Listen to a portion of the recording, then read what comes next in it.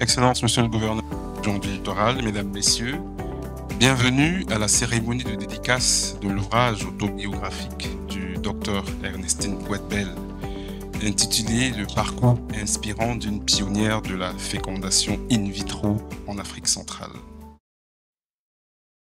Merci beaucoup Alain pour cette très belle introduction. Et en fait, tu as déjà fait le mot de bienvenue d'ailleurs. Je vais juste confirmer certaines choses que tu as déjà dites. Donc, merci beaucoup à tous pour votre présence. Merci beaucoup à Monsieur le Gouverneur, Monsieur le Président de l'Ordre des médecins, tous mes consoeurs, mes confrères ici présents ce soir, toute l'Assemblée, la famille, les invités, les collègues également. Donc, bienvenue donc à la Polyclinique Odyssée. La désormais Polyclinique Odyssée qui s'appelait pendant très longtemps la Clinique Médicale Odyssée, qui va être bientôt rebaptisée donc Polyclinique Odyssée. Il y aurait beaucoup de choses à dire, mais c'est vrai que moi j'ai pour mission ce soir de faire une entorse au programme, c'est-à-dire de parler du lieu où nous nous trouvons et pas du contenu du livre. En fait, le lieu est la conclusion du livre en réalité. Donc je commence par la fin. Effectivement, ça fait 5 ans qu'on est engagé dans un travail pour moderniser la clinique, qui a été pendant 35 ans en réalité, même un peu plus, complètement dirigée d'une main de fer et avec beaucoup de brio et d'excellence par ma mère, Dr Goubel Ernestine, dans ce bâtiment que vous voyez ici, qui est juste là, sur lequel également mon père a beaucoup travaillé, je tiens à le souligner. Donc il s'est succédé là dans ce bâtiment beaucoup de choses, beaucoup d'opérations chirurgicales, beaucoup de bébés qui sont nés naturellement ou nés après une fécondation in vitro. On a eu beaucoup de médecins qui ont connu qui ont fait leur premier pas, leur garde, etc. Et donc désormais on a juste à côté donc ce nouveau bâtiment qu'on a bâti. Je pense qu'on peut dire qu'on l'a bâti à 3, ma mère, mon père et moi, avec l'aide de beaucoup de techniciens, mais on a vraiment été très seuls finalement dans cet ouvrage. Donc ce qu'on a voulu faire, c'était de consolider nos acquis, c'est-à-dire de consolider ce qu'on a toujours fait de mieux, donc la maternité, la gynécologie, la fertilité, l'aide à la procréation bien sûr, et rajouter des éléments plus importants pour le futur, comme la chirurgie, la néonatologie, les urgences, etc., etc., que je vais vous montrer. Donc, comme on ne pourra pas faire tout le monde la visite en physique des lieux, je vais vous montrer quelques images un peu qui vont illustrer ce qu'on a fait de ce plafond. Donc, vous reconnaîtrez bien sûr l'accueil du rez-de-chaussée, qui est important parce qu'il montre en fait beaucoup de choses. Il y a l'entrée principale de la clinique, il y a l'accès vers l'ancienne clinique qui est là au fond, et on a un escalier, 2 ascenseurs qui sont très importants pour nous pour faire monter les patients en brancard. Donc ça n'a l'air de rien, mais déjà dès le départ, dès l'entrée, on est dans un bâtiment qui est fait pour accueillir les gens de quelque manière que ce soit. Il y a aussi un accès pour les personnes à mobilité réduite, donc par une rampe, ou bien les personnes en brancard également. Ensuite, donc on a donc l'ascenseur, on va monter, on est au 0, on va monter. Vous allez me suivre, si vous permettez. Je vais passer ici parce que là c'est encore les urgences, donc ils sont au rez-de-chaussée. Ensuite, on a ici un bureau de consultation typique, parce qu'on n'est pas seulement, donc désormais on n'est plus que ma mère et moi qui consultons, il y a également plusieurs médecins généralistes, il y a également un nouveau médecin qui nous a rejoint depuis 3 mois, le Dr Gaïla Ndipenda, qui est directrice médicale adjointe, anesthésiste réanimateur de son état. Donc on peut également accueillir beaucoup d'autres médecins qui peuvent venir ponctuellement ou durablement dans des bureaux de consultation comme celui-ci qui sont assez spacieux. Voilà. On continue, ça c'est une chambre d'hospitalisation, comme vous voyez, elles sont toutes comme ça, il y en a une dizaine, elles sont toutes assez bien conçues, assez spacieuses et assez bien équipées. On continue rapidement. Ici on a une des nouvelles salles d'accouchement, qui sont des salles qui sont également assez spacieuses, ce sont des salles d'accouchement individuelles. On dit souvent au Cameroun VIP, mais bon, sauf que quand on a vécu à l'étranger, on sait que ce sont des salles d'accouchement normales, entre guillemets, qui donc ont un lit d'accouchement, une table d'accouchement, une table pour la réanimation des nouveau-nés également, et tout ce qui est équipement arrivé de gaz, d'oxygène directement dans la salle. Donc il n'y a pas de bouteilles qu'on transporte, tout est directement au niveau des installations murales. On continue, ici donc justement une fois que le bébé est né, si tout se passe bien il reste avec sa mère. Sinon, il passe en néonatologie, qui est donc cette salle qui est ici, derrière cette baie vitrée. Et donc là, on a des couveuses qui sont importantes pour accueillir les bébés prématurés en particulier. Donc on peut accueillir ici jusqu'à 4 bébés prématurés. Et c'est important parce que vous allez comprendre, si vous lisez l'ouvrage et que vous comprenez un peu quelques rudiments en fécondation in vitro, c'est qu'on tend à avoir beaucoup de prématurité quand on fait des FIV, parce qu'on a souvent, parfois en tout cas plus que dans la situation normale, des grossesses gémellaires. Donc on a des jumeaux. Et quand il y a des jumeaux dans le ventre d'une femme, elle tend à accoucher un peu plus tôt que prévu, et parfois beaucoup plus tôt, d'où la nécessité d'avoir une bonne néonatologie quand on a un centre de fertilité. On continue. Donc là, on va monter d'un étage. Donc si on a autre chose qu'une grossesse et qu'on a besoin d'avoir une intervention chirurgicale, on rentre au bloc opératoire. Donc ça, c'est le couloir qui mène... non, désolé, je pense que c'est l'inverse. Oui, c'est ça. Couloir qui mène au bloc opératoire, exactement, c'est ça. Donc c'est ça. Donc voici donc le bloc opératoire. Salle d'intervention. Donc notre bloc opératoire est constitué de 3 salles d'intervention. Il y a une petite qui est pour les soins ambulatoires et il y a 2 grandes qui sont pour les classiques. Une des salles d'opération qui est assez moderne. Bon, les images parlent d'elles-mêmes, hein, c'est joli, mais c'est surtout très moderne, très fonctionnel. L'air est traité, les sols sont traités par de manière particulière, beaucoup d'hygiène est apportée à ces locaux. On continue. On a ici, juste après avoir été opéré, lors d'une opération chirurgicale, on passe ensuite en salle de réveil. Une salle de réveil qui signifie en fait qu'on se réveille, comment dirais-je, qu'on se réveille après l'anesthésie générale, bien sûr. Donc ça, c'est là qu'on est dans cette salle en attendant de repasser en chambre d'hospitalisation normale. Ensuite, on a ce couloir-ci qui mène au centre de fertilité. Parce que bien sûr, on a aussi consolidé notre centre de fertilité pour avoir un des meilleurs centres de l'Afrique centrale et de l'Ouest. Donc on entre par ces portes-là. Et dans le centre de fertilité, avant d'y entrer, il faut toujours faire attention à son hygiène avant d'y entrer. Vestiaire, l'espace de lavage des mains, etc. Et ensuite, on entre donc dans la salle où on fait des ponctions de FIV, qui ressemble à un bloc opératoire. On entre ensuite dans le laboratoire FIV. C'est là qu'on fabrique les bébés. Donc c'est là qu'on fait les fécondations, qu'on met en relation les ovules des femmes avec les spermes des conjoints. On continue. Ensuite, une fois que la fécondation est faite, on a différents incubateurs où les embryons sont en culture pendant quelques jours. Donc voilà pour la visite des principaux locaux de cette clinique. Je n'ai pas parlé de tout parce qu'il y a beaucoup d'éléments techniques qu'on peut encore élaborer, qu'on a essayé de faire au mieux. Il y a une centrale de gaz par exemple qui est très bien équipée.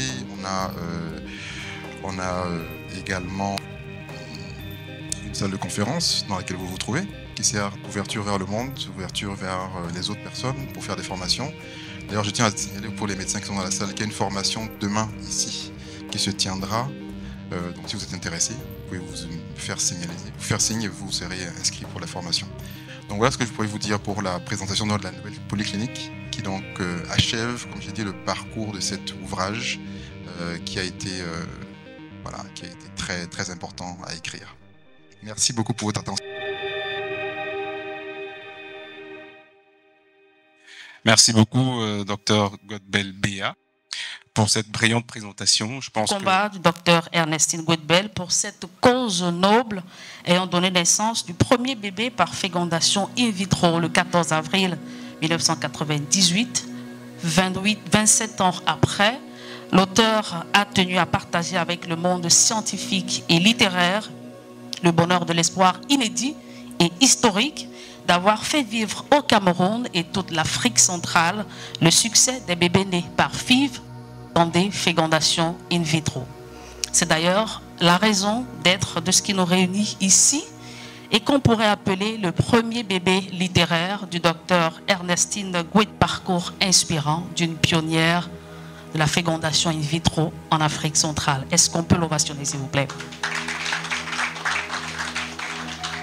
Et dans cet ouvrage de 170 pages, l'histoire de la fécondation in vitro au Cameroun et en Afrique centrale ne tombe pas tel un cheveu dont la soupe.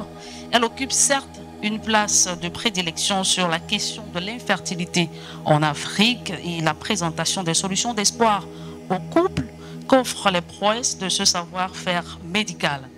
Bien plus, le docteur Ernestine Gwetbel vous parle de bout en bout de sa familiarisation au milieu hospitalier, la riche expérience de sa longue carrière à la fonction publique, mais aussi une clientèle privée avec des anecdotes aussi instructives qu'enrichissantes, à même d'inspirer et de servir de guide parfait aux jeunes qui aspirent à vivre leurs rêves dans les métiers de la médecine générale, la gynécologie obstétrique, la procréation médicalement assistée en particulier.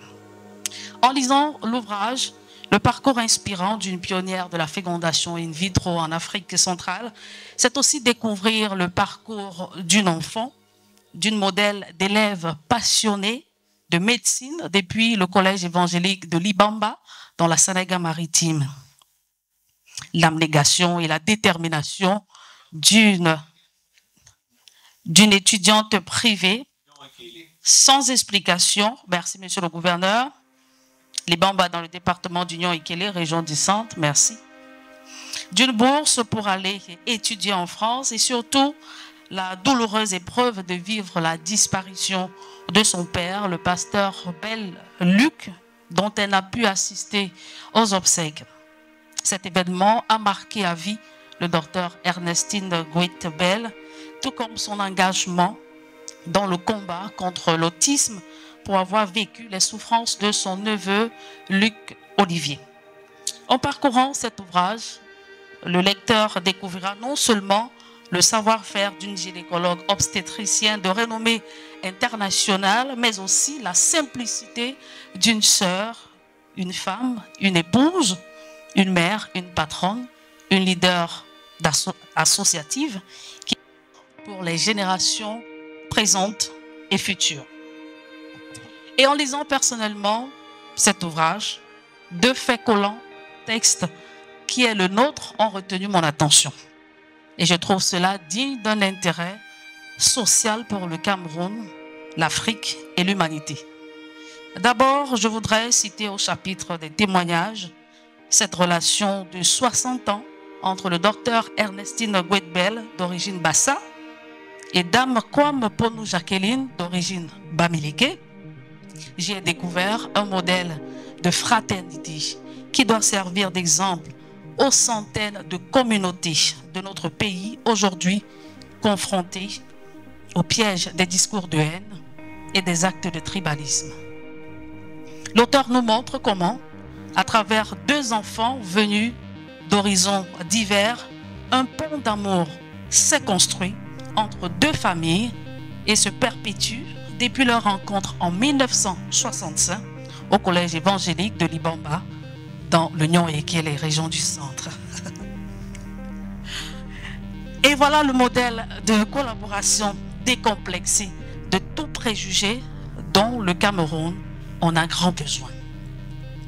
Dans le même esprit, le docteur Gwetbel, sur le plan professionnel, a montré son ouverture aux Camerounais d'autres régions pour la défense d'une cause commune, soulager les souffrances des couples sans enfants. Vous n'avez qu'à lire le chapitre 4 sur le lancement du projet de procréation médicalement assistée. Il faut louer la mise en commun des efforts de 4 pionniers dont la seule consonance des noms vous renseigne ô combien les initiateurs ont su transcender les clivages ethniques et tribaux pour mettre ensemble expertise et expérience indépendamment de leurs origines. Ça mérite quand même des applaudissements, s'il vous plaît. Cette haute idée est à saluer et leurs auteurs félicités. Je parle ici du docteur Ernestine Gwetbel de la Polyclinique Odyssée qui nous accueille cet après-midi. Berthe Bolo, Monique Onomo, Nicole Akon, Guy Sandion, présent ici de la clinique de l'aéroport et ancien président de l'Ordre national des médecins du Cameroun. Ces 5 Camerounais associés à leurs confrères venus d'Afrique et d'Europe, dont le biologiste français Guy Cassuto et le gynécologue Pierre Ziton. Ces enseignements d'un vivre ensemble socio-communautaire et professionnel méritent d'être relevés et valorisés dans la recherche d'une universalité fraternelle des peuples du monde. En somme, le parcours inspirant d'une pionnière de la fécondation in vitro en Afrique centrale a été rédigé dans un style très plaisant et fascinant pour son esthétique littéraire unique. Cette production hautement intellectuelle d'une passionnée de médecine, c'est le mérite d'une pionnière relatée dans un ouvrage tout aussi pionnier dans les productions scientifiques sur la santé de la procréation assistée au Cameroun, dans la sous-région et même au-delà.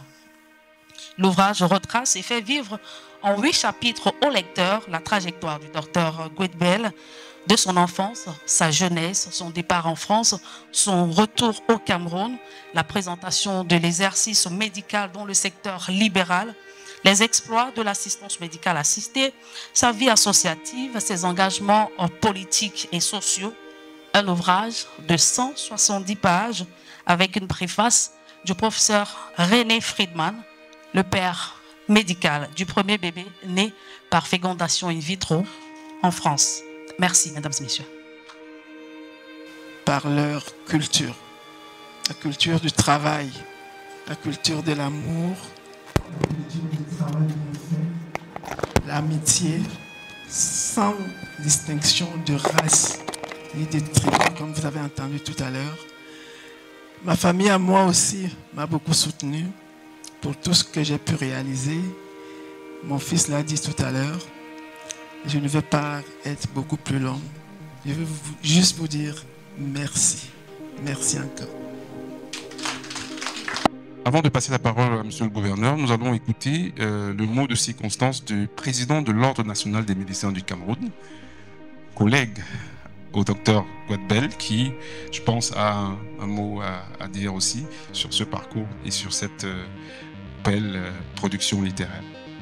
On a toujours besoin de son bord, Monsieur le Gouverneur, Mesdames et Messieurs, chers confrères, chers consoeurs. Nous sommes conviés cet après-midi pour célébrer une très grande dame, une véritable icône de la médecine camerounaise et africaine. Ma chère Ernestine, en 30 ans de fréquentation, je te connaissais comme une vaillante combattante des causes difficiles, voire désespérées, présente tantôt auprès des enfants autistes, tantôt dans les campagnes et villages de notre pays pour des causeries éducatives très courues. Mais surtout, je te connaissais comme gynécologue obstétricienne de très haut vol, l'une des pionnières de la fécondation médicalement assistée dans notre pays. Mais grande a été ma surprise en recevant ton invitation de découvrir que sous la casquette de la grande praticienne humaniste que tu es, se cachait un écrivain exceptionnel. Nul doute que cette œuvre autobiographique reflètera à souhait la grande splendeur de ta personnalité. Une personnalité empreinte d'un charme discret, d'une courtoisie prévenante, de rigueur et de sincérité établie.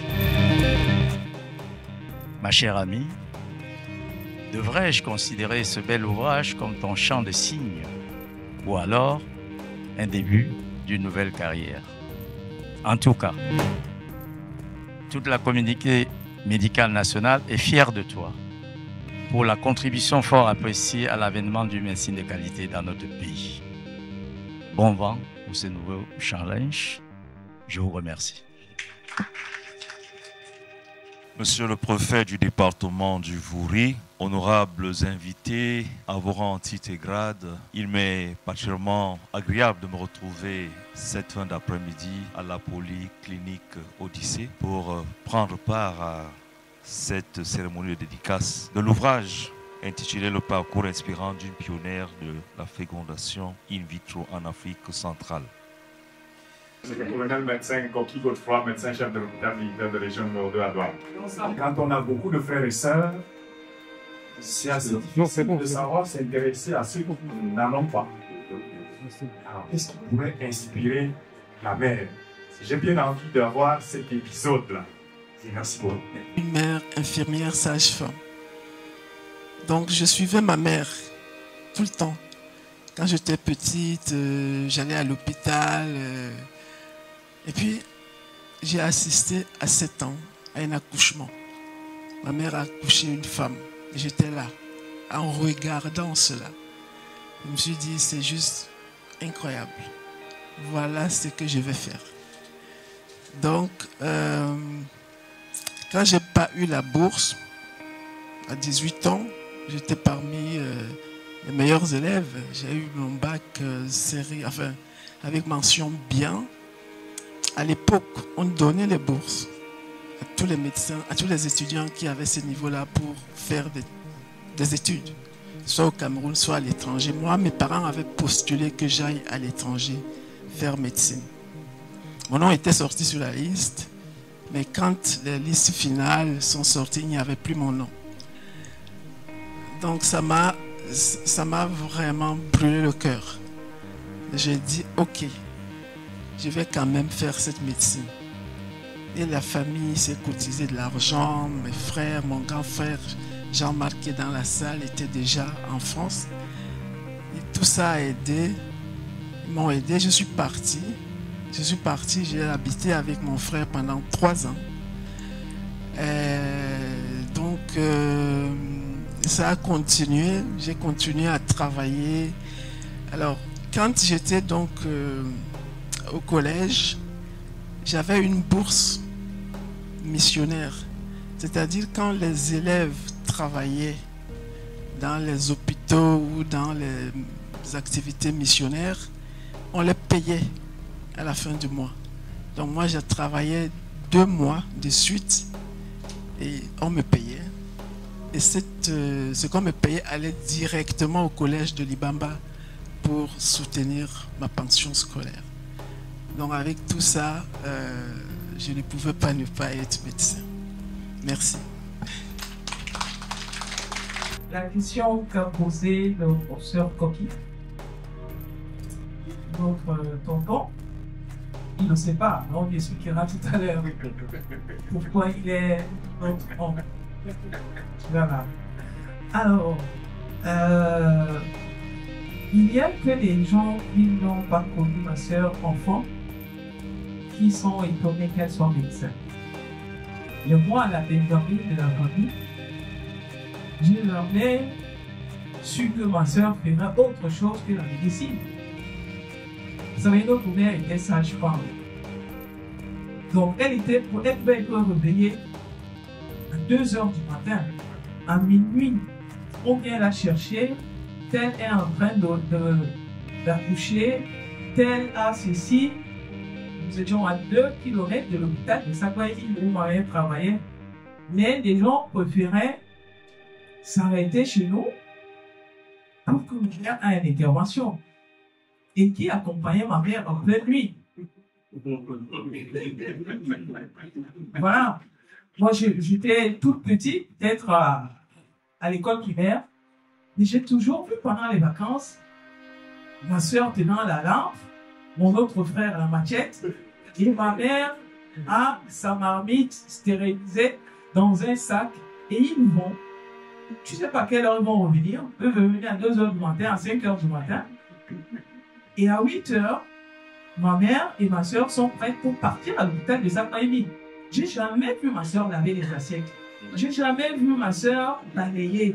Je n'ai jamais vu faire aucune autre tâche ménagère.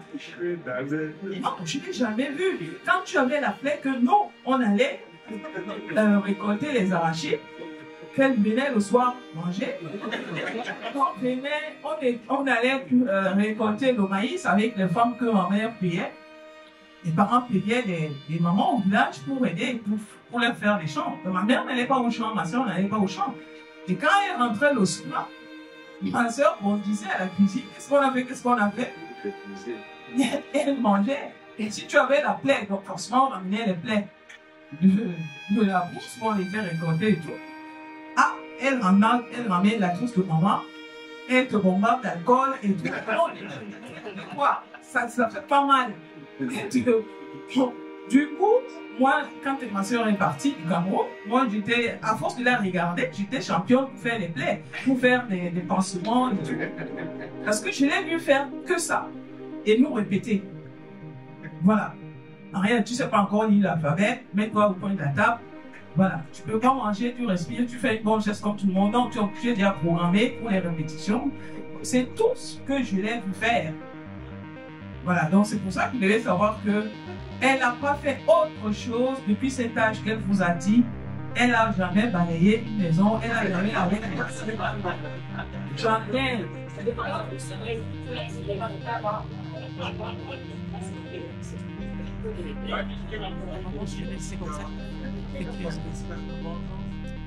Bon, le parcours et le jeu, tout le monde le sait, des bonnes choses, tout ce qui est bien, on l'a dit. Mais ce soir, j'aimerais dire ceci. On dit souvent, se cache un grand temps. On a toujours parlé d'elle. Tout le bien que je sais, je connais d'elle, je lui ai déjà dit. Maintenant, est-ce que monsieur est là ce soir? Oui, parce que derrière une grande femme comme elle, là, il y a un homme derrière. S'il est là, est-ce qu'on peut le voir? Il est là.